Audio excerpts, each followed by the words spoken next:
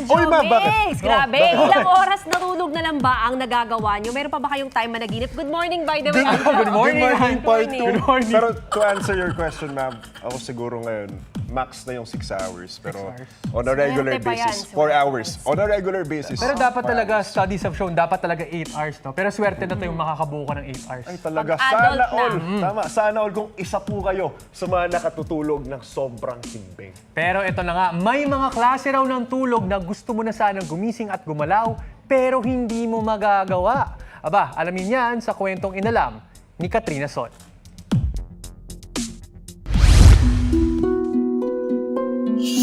Habang mahimbing na natutulog ang 22 anyos na si Moy, kapansin-pansin ang paggalaw ng kanyang mga kilay. Ang mga mata tila pinipilit bumukas.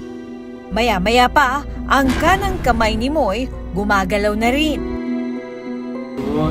Ang kanyang nobya na nagve-video noon na alarma at ginising si Moy. Si Moy, nakararanas na pala noon ng kinatatakutang sleep paralysis.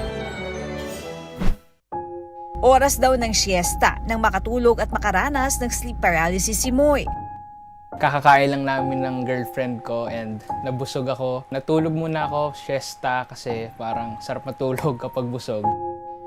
Sa punto raw na pagising na siya, doon raw siya nakaranas ng sleep paralysis.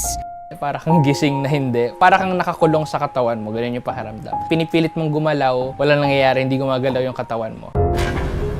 Naaninag pa raw ni Moy ang kanyang nobya na si Pinky habang nagvi-video ito.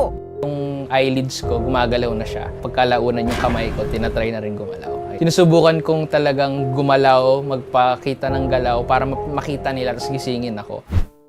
Ayon kay Moy, bata pa lang daw siya nang magsimula ito. Elementary pa lang meron na. Pero at that time, hindi ko alam yung term na sleep paralysis. Hindi rin ako sigurado nung bata ako kung panaginip lang ba yun or hindi. Kapag napaparalisa habang tulog, hindi naman daw natatakot si Moy sa nangyayari kumpara sa ibang nakakaranas nito. Para kang nakakulong sa statwa ng sarili mo. Parang gano'n, hindi mo magalaw. Pinipilit mo sumigaw din, pero walang lumalabas. Hindi naman ako nagpapanik. Hindi ko maintindihan kasi kung ano siya. Pero ayun, medyo malabo kasi siya. Hindi mo alam kung tulog ka ba or gising. Paliwanag ng sleep specialist na si Dr. Deborah Bernardo. Nangyayari sa ika-4 na stage ng pagtulog ang sleep paralysis. Ang sleep paralysis ay nangyayari sa rapid eye movement phase or REM phase of sleep disorder. Yun yung dreaming phase ng sleep. Habang nasa REM state ka, ang gumagalaw lang sa katawan natin yung mata at saka yung muscles of respiration kasi very active ang brain na nananaginip. Hindi pa raw tukoy kung ano mismo ang dahilan ng sleep paralysis. Pero maaaring maging sanhi nito ang kakulangan sa tulog, kawalan ng maayos na sleep routine at kung mayroong mang sleep disorder sa pamilya. Para matulungan si Moy na maintindihan ang kanyang kalagayan, ipinakonsulta namin siya kay Dr. Bernardo. Kumusta ang pattern ng tulog mo? Sa pagtulog naman po, tansya ko siguro mga average 6 to 8 hours. Anong oras ka natutulog?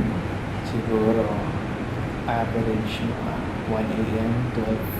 12 to 1 a.m. Kadalasan sa tanghali, nangyayari ito. Yan po yung napapansin ko. Pag kulang tayo sa tulog, pag hindi sapat, yung haba at saka yung quality ng tulog mo, parang nagigising ka at a time that your body is not able to move. Hindi pa fully nag-switch on yung utak mo na gising, pero nagising ka na. Kaya hindi ka makagalaw.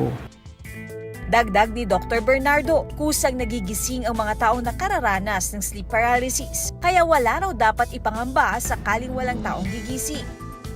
Si Moy, pinayuhan na sumailalim sa sleep test para higit na masuri ang kanyang kondisyon. Kailangan ko lang talaga mas i-manage yung time para mas makumpleto yung tulog. Kasi ako mismo, di rin ako maka-function kapag puyat. Hindi pwede yung mapupuyat ako sa mga araw na to tapos babawiin ko ng tulog na mahaba. Ang pagtulog ay panahon para makabawi at makapagpahinga. Huwag natin itong ipagsawalang bahala para ang katawan ay hindi maparalisa.